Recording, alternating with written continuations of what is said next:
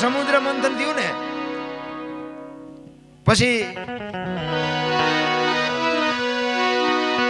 બધી હારી હારી વસ્તુ બધા લઈ ગયા, ઘણું બધું નીકળ્યું હતું.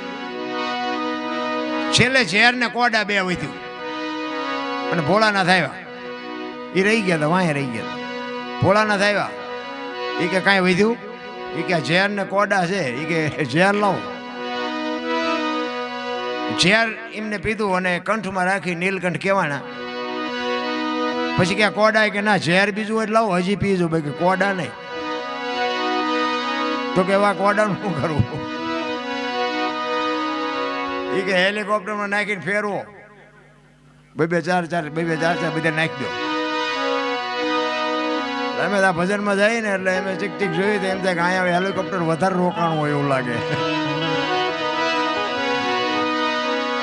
એ સમુદ્ર મંથન થયા પછી બાપુ ધર્મરાજાના દરબારમાં માણા, ઢોર, પશુ, પક્ષી બધાને બોલાવ્યા. કારણ કે બધાના દેહ બનાવ્યા હતા, ઉંમર નહોતી આપી. ઉંમર તો આપવી પડે ને, વહેલા મોડા હમાય નહીં. એટલે બધા બેઠા હતા અને એમાં પછી ધર્મરાજાએ હુકમ કર્યો કે ભાઈ બધાને 40 વર્ષ ઉંમર જાઓ. એટલે માણા આમ છેલ્લે બેઠેલો એ કે બસ 40 વર્ષ દે. કારણ કે માણાએ ઠેઠથી ભિખારી વેડા કર્યા. પછી ઓલા કૂતરા હોય ને, કૂતરા એને કીધું કે ધર્મરાજાને ભગવાન કે અમારે 40 વર્ષ ધોકા ખાઈ ખાઈને ખૂટાડવાના, 40 વર્ષ અમારથી ન ખૂટે, આમાંથી કંઈક ઓછું કરી દો. એ કે 20 તમારા ઓછા કરી કે આ કોઈને લેવા છે માણા કે લાવો 60 કર્યા. પછી ઓલા બગલા હતા ને એને કીધું કે આગળ કળિયુગ આવે ને કે વરસાદ ન થાય, સરોવર ન ભરાય ને અમારે કે શિકાર મળે ન મળે, અમારે 40 વર્ષ કેમ ખૂટાડવા? એ કે 20 તમારા ઓછા કરી દો કે આ કોઈને લેવા જાય માણા કોઈનો વારો આવવા દે. 80 કર્યા.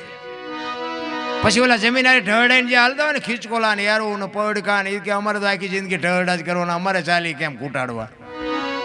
એટલે ભગવાન કે ભાઈ વધારે નહીં, તમારા 20 કે ઓછા કરી દો. 20 કે 20 કરું, 20 તો તમારે ભોગવવા જ પડશે. એ કે આ 20 કોઈને લેવા જાય એમને ભગવાન એમ કે માણા આ નહીં લે, માણા કે લાવો એ પડ્યા છે કાયમ આવશે, લાવો એમ કહીને 100 કર્યા. અત્યારે બધા કહે ને માણાની ઉંમર 100 વર્ષ, પણ જીવન જીવવાની મજા 40 વર્ષ સુધી જ આવે. એક લખી લેજો તમારે જોવું હોય.